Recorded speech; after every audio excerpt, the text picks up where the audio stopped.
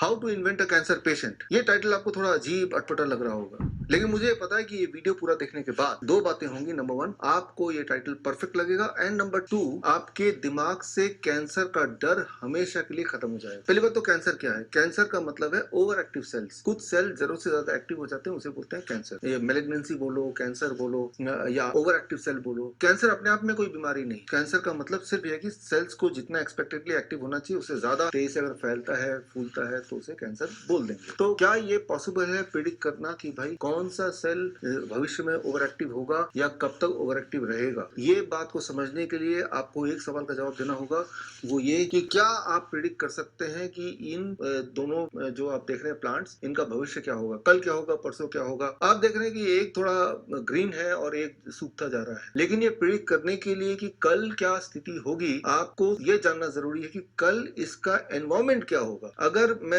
इसके एनवायरमेंट को बदल दूं तो फिर आप प्रिडिक्ट कर सकते हैं कि कल से ये हरा भरा होने लगेगा, और जो दूसरा हरा भरा है वो हो सकता है कि सूखने लगे। इट इज डिपेंडिंग ऑन कि उसके आसपास का माहौल क्या होगा। लेकिन मान लीजिए मैं ये प्रिडिक्ट करता हूँ यूं ही कि भाई कल तक या परसों तक ये मर जाएगा। अब इस प्रिडिक्शन को साबित करने के लिए मैं क्या करूंगा, इसके ऊपर जानबूझ के कुछ रेडिएशन छिड़कूंगा, जानबूझ के कुछ पॉइजनस केमिकल डालूंगा, जानबूझ के मैं इसकी सर्जरी यानी कि तोड़ फोड़ करूंगा। जाहिर सी बात है इन सारे चीजों से ये डिस्ट्रॉय होगा, ये मर जाएगा। फिर मैं बोलूंगा देखिए मेरी प्रिडिक्शन सच हुई और ये तो मर गया। तो that is what is happening. आप मेरा इशारा समझ रहे हैं कि किसी भी इंसान पे, चाहे इंसान हो या कोई लिविंग बीइंग हो या प्लांट है, उस पर रेडिएशन डालेंगे, उससे केमिकल डालेंगे, जैसे कीमोथेरेपी बोलते हैं, उसको अगर तोड़फोड़ करेंगे, काटेंगे पीटेंगे, सर्जरी बोलते हैं, तो उससे वो हेल्दी नहीं हो सकता है।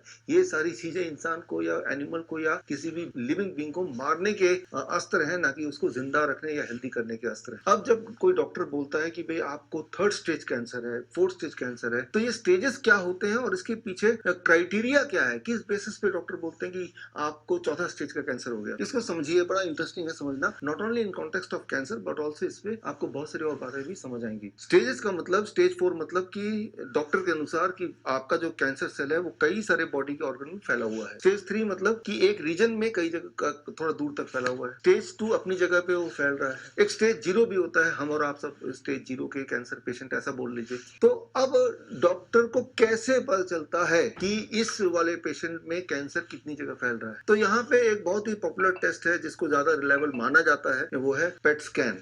उसको आधार बनाते हैं। अब पेट स्कैन क्या है, कैसे आधार बनाते हैं, ये आपको समझना जरूरी है, और इससे आपको सारा खेल आपको समझ आएगा। इसे कहते हैं पोजिट्रॉन इमेजिंग टोमोग्राफी। जो इस तरह का एक मशीन देख रहे हैं, इसके अंदर बिठा देंगे, लिटा देंगे एक्चुअली, और आपकी कुछ तस्वीरें खींचेंगे 3 डायमेंशनल। उस तस्वीरों से जो फिल्म निकल के आएगी, उसके अंदर आपके बॉडी के अंदर झांक रहा होगा वो फिल्म, और बॉडी के अंदर कहीं कहीं चमकता हुआ कुछ दिखाई देगा, और डॉक्टर बोलेगा देखो ये चमक, ये चमक, ये चमक, तो ये एक्चुअली कैंसर सेल्स हैं। तो यहाँ पे थ्योरी ये लगाई गई, अजम्पशन ये लगाया गया कि बॉडी के वो सेल जो ज्यादा एक्टिव हैं उसे कैंसर बोल दें, और ज्यादा एक्टिव सेल ऐसे होते हैं जो ज्यादा शुगर खाते हैं। याद रखिए, इस वक्त आप मुझे सुन रहे हैं, मैं आपको कुछ बता रहा हूँ, तो मेरे बॉडी के सारे सेल जिंदा हैं, और जो सेल जिंदा है तो वो जिंदा रहने के लिए वो एनर्जी कहाँ से मिलता है? बेसिक एनर्जी मिलता है ग्लूकोज से। तो ग्लूकोज ज्यादा वो सेल खाते हैं जो ज्यादा मेहनत करते हैं, जिसकी ज्यादा खपत होती होगी, वो ज्यादा खाते होंगे। तो लेकिन जो कैंसर का जो फंडामेंटल अजम्पशन है कि जो सेल जरूरत से ज्यादा शुगर खाएगा, हम उसे ओवर एक्टिव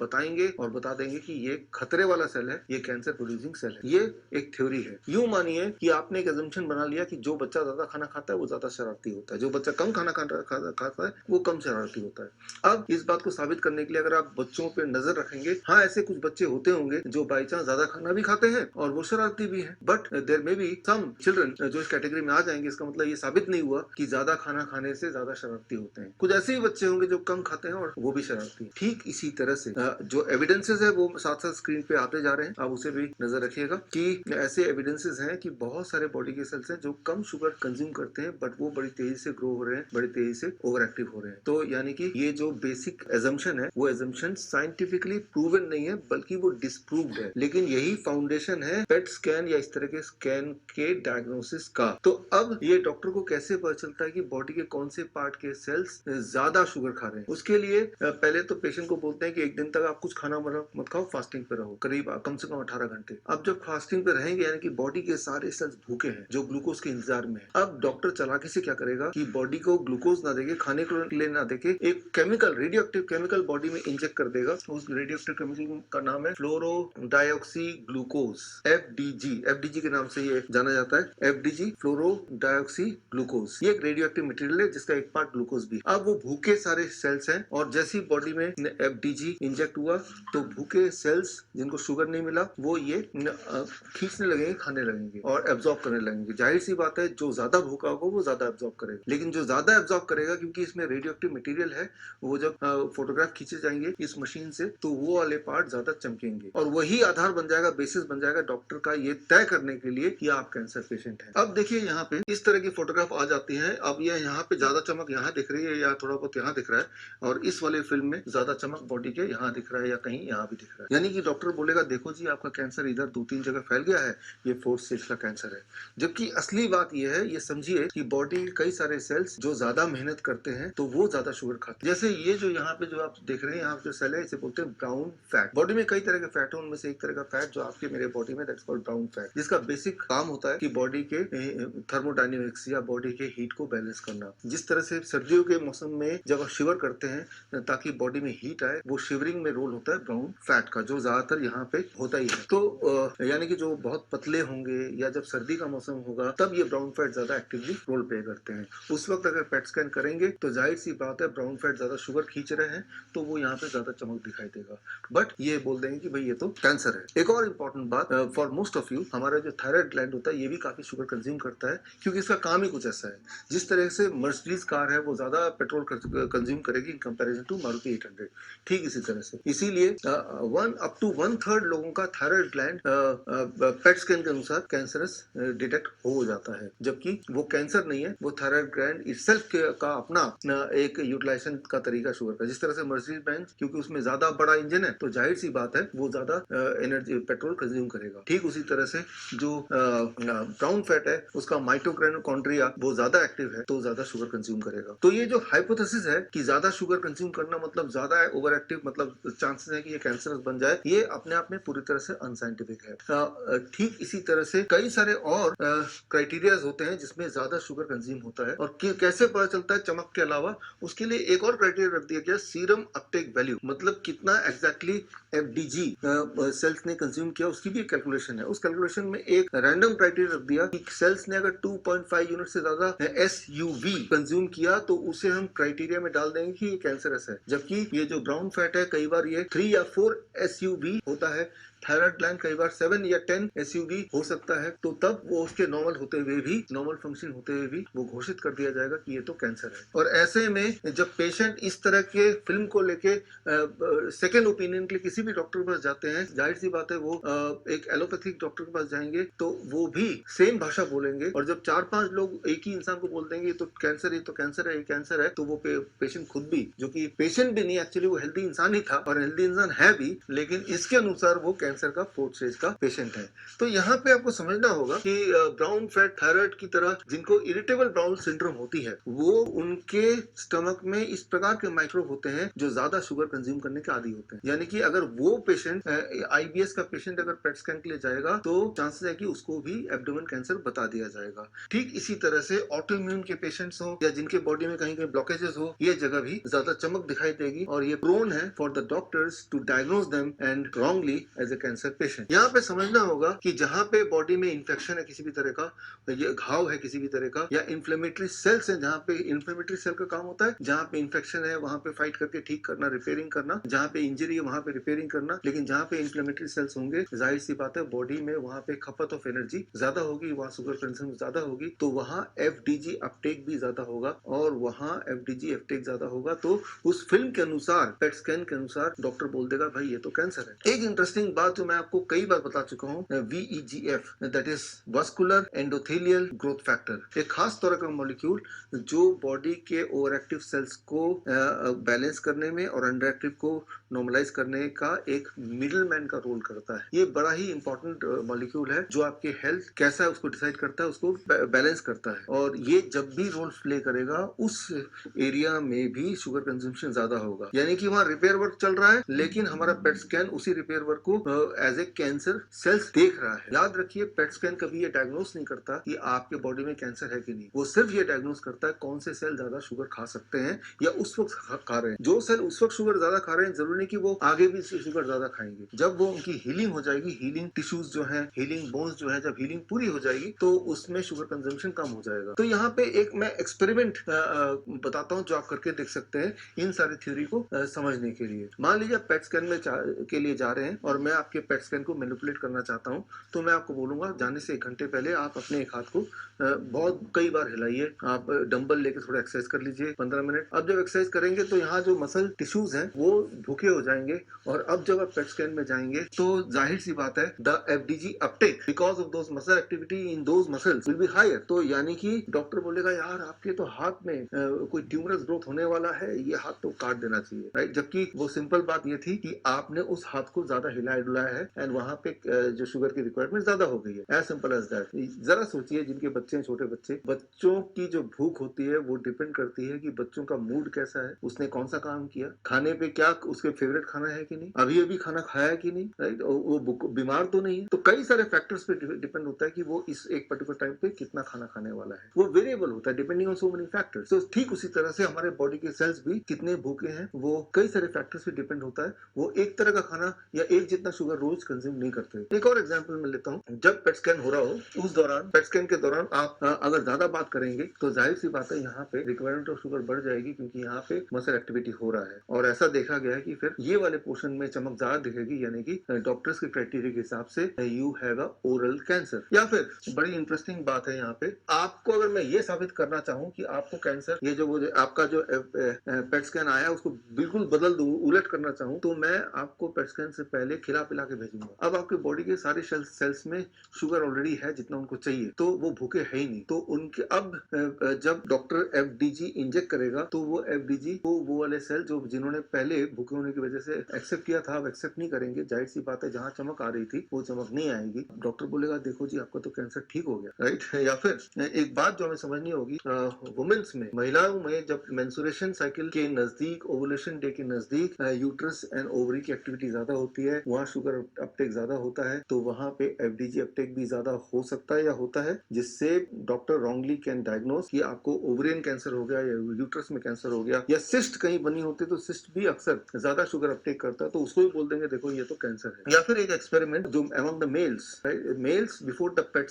स्कैन से पहले अगर कोई इरोटिक मटेरियल उन्हें दिखा दिया जाए, कोई पोर्नोग्राफी उन्हें दिखा दिया जाए, और उसके बाद जब वो जाएंगे तो जाहिर सी बात है तब उनका टेस्टोस्टेरोन लेवल बढ़ जाएगा ब्लड में, और टेस्टोस्टेरोन लेवल बढ़ने से टेस्टिस में रिक्वायरमेंट ऑफ शुगर बढ़ जाता है उस दौरान, यानी कि अपटेक ऑफ एफडीजी बढ़ जाएगा, जिससे डॉक्टर बोलेगा अरे आपको तो टेस्टिकुलर कैंसर है। जबकि सच बात तो ये है कि जस्ट पेट स्कैन से पहले वो पोर्नोग्राफी देख रहा था। That is the only thing, right. So जो लैक्टेटिंग मदर्स होती है, ऐसे मदर जो ब्रेस्ट फीड करती है बच्चों को, उस दौरान जाहिर सी बात है जो ब्रेस्ट के टिश्यूज हैं, मसल्स हैं, वो ओवर एक्टिव होते हैं या उनमें रिक्वायरमेंट ऑफ शुगर ज्यादा होती है, तो वो वाला पार्ट पेट स्कैन के अकॉर्डिंग ज्यादा शुगर यूटिलाइज पार्ट होगा। तो डॉक्टर बोलेगा देखो this is the breast is over active metabolically, there is a chances कि आपको ब्रेस्ट कैंसर, तो इसके लिए आप बायोप्सी कराइए, एफएनएसी कराइए। एक बात याद रखिए, मैं पहले भी बोलता हूँ, बायोप्सी से नॉर्मल सेल भी कैंसरस लाइजन में चेंज हो सकता है या होता है। इसके सारे सबूत मैंने इकट्ठे करके द केस अगेंस्ट आईएमए इसमें डाल दिया है। तो कभी भी बायोप्सी मत कराइए। बायोप्सी कराना मतलब खुद ही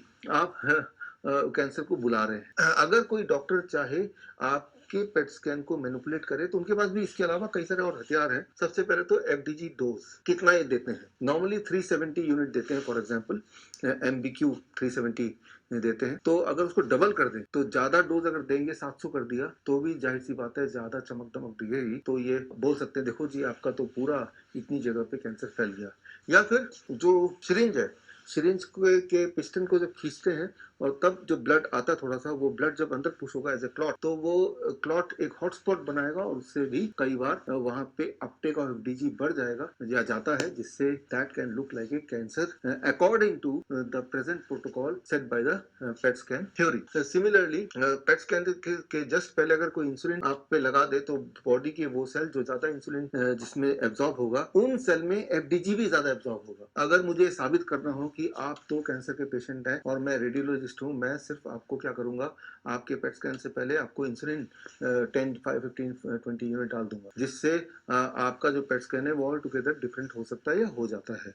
अब रेडिएशन इंड्यूस्ड, याद रखिए मैंने सबसे शुरू में बताया था कि FDG itself is a radioactive material, और आपने सबको पता है कि रेडियोएक्टिव मटेरियल से कैंसर होता है। यहाँ तक कि पेट स्कैन के प्रिकॉशन में ये लिखा ही है कि पेट स्कैन के बाद अगले कुछ घंटों तक या एक दिन तक आप जो प्रेग्नेंट वुमेन है, छोटे बच्चे, उनसे दूर रहिए, क्योंकि आप एक रेडियोएक्टिव मटेरियल बन गए हैं और आपकी वजह से उनको कैंसर हो सकता है। जब आपकी वजह से उनको कैंसर हो सकता है तो आपके बॉडी में एफडीजी घूम रहा है, रेडियोएक्टिव मटेरियल घूम रहा है, तो आपको कैंसर हो सकता है क्या? द आंसर इज यस, और ये लिखित में है, पेट स्कैन के प्रिकॉशन में लिखा ही हुआ है कि इससे पेशेंट के कैंसर होने के चांसेस बढ़ जाएंगे। तो देखिए एक हेल्दी इंसान वो अपने बॉडी में पॉइजन डाल रहा है, रेडिएशन डाल रहा है which is known to cause cancer, जो लिखा ही हुआ है पहले से पेट स्कैन की थ्योरी में, और फिर बोल रहा है कि मैं कैंसर कैसे ठीक। अब बताइए how to invent a cancer patient, क्या ये टाइटल आपको थोड़ा बहुत जस्टिफाइड लग रहा है? सबसे ज्यादा भयानक बात जो अब 5वीं बात आप पढ़ रहे होंगे जिन्होंने 2 खुराक लगाई है, अब ये साबित हो चुका है, स्क्रीन पे दिए रिसर्च पेपर आप पढ़ सकते हैं डिटेल में, कि ये 2 खुराक लगाने के बाद पेट स्कैन जिन्होंने कराया, PET scan all together different, और वो पेट स्कैन के according they are diagnosed, there is more chance of diagnosing as a cancer patient. तो कैंसर पेशेंट होते नहीं है, पहले तो पैदा किए जाते हैं इन सारे थ्योरी के माध्यम से। यानी कि जो डायग्नोस्टिक टूल बनाए हैं वो आपके लिए एक ट्रैप है। मैं ये नहीं बोल रहा हूँ कैंसर का कोई बीमारी होती नहीं है, ओवर एक्टिव सेल नहीं होते, जरूर होते हैं, लेकिन ये एक ट्रैप है। अक्सर मैं मिलता हूँ पेशेंट से, वो आते हैं मेरे पास, बोलते हैं कि भाई मैं कैंसर पेशेंट हूँ, लेकिन जब मैं पूछता हूँ आपको क्या तकलीफ है, आपको कोई वीकनेस है, आपको पेन है, लो ग्रेड फीवर है, कोई अनयूजुअल सिम्टम है, तो बोलते हैं नहीं ये सब नहीं है, मुझे कोई दिक्कत नहीं है, सिर्फ ये हमारा जो पेट स्कैन है ये बता रहा है मैं कैंसर पेशेंट हूँ। तो that means they are part of the trap already, वो ट्रैप में फंस चुके हैं आप। अब सवाल है कि हमें करना क्या है। पहले तो अपनी नॉलेज थोड़ा बढ़ाइए chemotherapy, radiation, surgery, biopsy, mammogram के बारे में, कि ये क्या करते हैं और कितना किस तरह से ये आपको कैंसर बना सकते हैं। उसके लिए मेरी किताब पढ़िए, one question that can save your life, या मेरी किताब द केस अगेंस्ट IMA, इसमें सारे सबूत दिए। अब आता है करना क्या है। पहला स्टेप, सेफली कैसे डायग्नोस करना है कि आपके बॉडी में ज्यादा ओवर एक्टिव सेल तो नहीं है। उसके लिए 5 पॉइंट याद रखिए कि पहला, क्या मुझे वीकनेस है लगातार, क्या मुझे लो ग्रेड फीवर है फॉर लास्ट फ्यू डेज, लो 20-25 दिन से, 30 दिन से, या फिर क्या मुझे बॉडी में कहीं पेन है लगातार, या फिर कोई अनयूजुअल सिम्टम है, या फिर क्या मेरा हीमोग्लोबिन पिछले कुछ महीनों में लगातार गिरता जा रहा है। तो इनमें से कोई 5 में से कुछ भी है तो समझ लीजिए आपकी बॉडी में कहीं ना कहीं ओवर एक्टिव कुछ एक्टिविटी चल रही है। इतना ही काफी है। अब है कि ठीक कैसे होना है। ठीक कैसे होना है, यहाँ आप सहारा ले सकते हैं 2017 Nobel prize winning science, circadian rhythm. Circadian rhythm मतलब आपकी बॉडी की क्लॉक, अगर वो बिगड़ जाती है तो याद रखिए कि आपके बॉडी में ओवर एक्टिव सेल्स होंगे, जिससे आपको इस तरह की दिक्कतें आएंगी जो नॉर्मल दुनिया में उसको कैंसर बोला जाता है। तो करना क्या है, आपको अपना बॉडी क्लॉक को ठीक करना है। पहला स्टेप ठीक करने का बड़ा ही simple, that is called time as medicine. आप 8 घंटे के ब्रैकेट में खाइए, 10 AM to 6 PM, जो भी खा रहे हैं, जितना भी खा रहे हैं। 16 घंटे रोज फास्टिंग कीजिए। वो जो फास्टिंग वाला टाइम है उसमें बॉडी का एक मैकेनिज्म एक्टिव होता है, दैट इज कॉल्ड ऑटोफेजी, जिससे बॉडी के ओवर एक्टिव सेल धीरे धीरे अपनी एक्टिविटी को ठीक करने लगते हैं, एक नॉर्मलाइज करने लगते हैं। तो ये पहला स्टेप है जो कि बहुत ही आसान है, कोई भी कर सकता है कहीं बैठ के। क्या खाना है, कितना खाना है, इस पे बात नहीं कर रहा हूँ मैं, पहले ही बात ये कर रहा हूँ कि आपको सिर्फ 8 घंटे के ब्रैकेट में खाना है, 16 घंटे बिना खाए रहना है, उस दौरान पानी पी सकते हैं। स्टेप 2, 8 घंटे जो खा ही रहे हैं, जिनको बड़ी तेज से ठीक होना है, उस दौरान भी आप एक न्यूट्रिशियस डाइट लीजिए, जैसे DIP डाइट। याद रखिए जो लोग DIP डाइट को समझते हैं कि DIP डाइट का एक पार्ट सनलाइट एक्सपोजर भी है, कम से कम 20-30 मिनट धूप में अपने आप को दिखाइए, धूप में रहिए। तो ये DIP डाइट हो गया second step. Third step, 0 volt therapy. याद रखिए आपकी बॉडी की वोल्टेज जब 0 होती है तब आपकी इम्यूनिटी पीक पे होती है। जब इम्यूनिटी पीक पे होगी तो बॉडी के अंदर जो भी ओवर एक्टिव या अंडर एक्टिव सेल्स है वो नॉर्मलाइज होने लगते हैं। तो 0 वोल्ट पे रहने के 2 तरीके हैं। आप जमीन से टच में, जैसे नंगे पैर अगर आप जमीन पे चलेंगे, मिट्टी पे चलेंगे, घास में चलेंगे, तो जमीन से कॉन्टेक्ट में रहते हैं, उस वक्त आपकी बॉडी की वोल्टेज अगर आप मेजर करेंगे, इट विल बी 0 वोल्ट। या मैंने अपने बहुत सारे वीडियोस में ऑलरेडी बताया कि 0 वोल्ट बेडशीट बनाइए, रात भर उसी पे लेटिए, जैसा हम अपने हॉस्पिटल्स में करते हैं, जैसा मैं अपने पेशेंट को रिकमेंड करता हूँ। ये तीनों स्टेप अगर आप करेंगे, एविडेंस ये कहता है कि वो जो 5 बातें मैंने बताई थी वो सिम्टम्स कम होने लगेंगे। अगर सिम्टम कम हो रहे हैं तो आप ठीक हो रहे हैं, सिम्टम बढ़ रहे हैं तो आप बीमार पड़ रहे हैं। बस इससे आगे डायग्नोसिस का कोई मतलब नहीं। बेसिक फोकस क्या है कि मेरी आयु बढ़ जाए, बेसिक फोकस क्या है मेरी क्वालिटी ऑफ लाइफ बढ़ जाए। अब एक सवाल आप पूछ सकते हैं, जिन डॉक्टरों को कीमोथेरेपी, रेडिएशन के लिए बोला है, सर्जरी के लिए बोला है, कि मैं आपके बोलने से कराऊंगा, लेकिन क्या कोई एविडेंस है कि जिन लोगों ने कीमोथेरेपी कराया है उनकी क्वालिटी ऑफ लाइफ बढ़ गई हो, उनका ओवरऑल ओवरऑल लाइफ स्पैन बढ़ गया हो in comparison to in the similar circumstance जिन्होंने नहीं कराया। इस पे बहुत सारे रैंडमाइज कंट्रोल ट्रायल हो चुके हैं ऑलरेडी दुनिया में, वो रिकॉर्ड्स में है, जिससे साबित होता है जिन्होंने कुछ नहीं कराया they had a longer life, more enjoyable life in comparison to जिन्होंने डॉक्टर के बोलने पे कीमोथेरेपी रेडिएशन सर्जरी कराया।